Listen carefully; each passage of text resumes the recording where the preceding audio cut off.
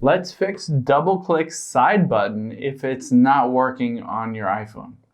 Now, if you're trying to pay for an app or make a purchase and you're trying to double-click that side button, I'm going to walk you through a step that most likely will get it fixed.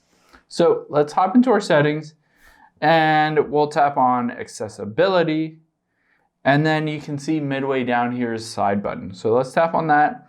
And here you can see click speed. So there's default, slow, or slowest. And it says adjust the speed required to double or triple click the side button. So if it's on default, you can switch it over to slowest. And this will allow you to click a lot slower if you're not necessarily clicking it fast enough. If you're trying to double click it, but you can't quite click it fast enough, or you're just not used to clicking it fast enough, this will help you to be able to definitely get that double click or triple click working. Of course, this is just software related.